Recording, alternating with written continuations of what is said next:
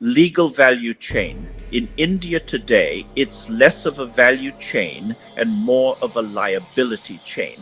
The absence of service-level agreements across court processes has left us with a staggering backlog of 45 million pending cases. And here's the shocking part. Ill-intended adjournments alone are estimated to cause an annual economic loss of $200 billion to India. India proudly claims to be the world's largest democracy, a nation with no history of coups or attempts to overthrow its government since independence. Yet, at the heart of this democracy, its judiciary, lies a system struggling to deliver justice efficiently. For the common man, seeking justice often means compromising with delayed justice and high litigation costs, because quite simply, there are no better alternatives.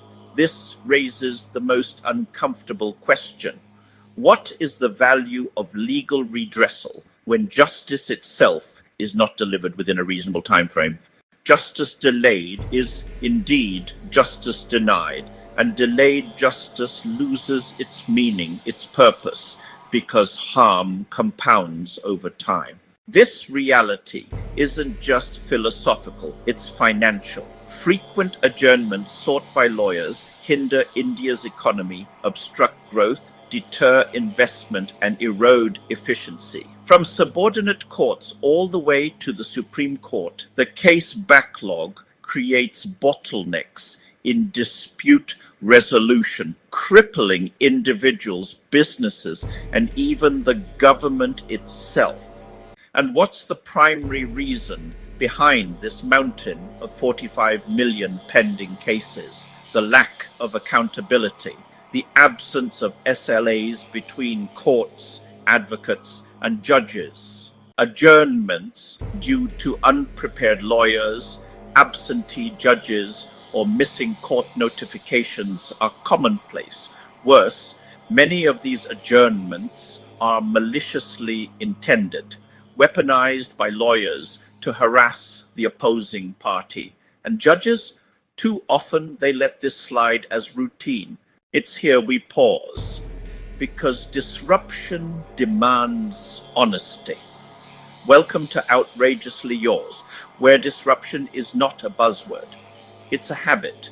We challenge traditions that others take for granted, like a judiciary where adjournments are treated as routine, ideas that may sound absurd at first, like demanding service-level agreements in courts, but these are the very disruptions that could shake complacent halls of justice. This isn't safe talk. This is outrageously yours.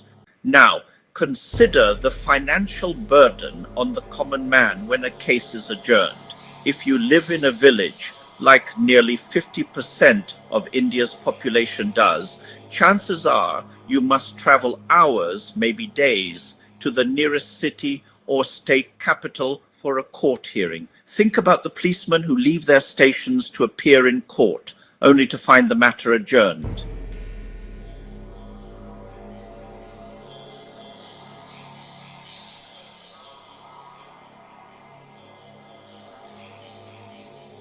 Here's an example. A high court case involving a private bank was adjourned 8 consecutive times. Why? Because the defending lawyer was absent or kept asking for adjournments. Meanwhile, the complainant, an NRI investor, had to travel from his home city each time.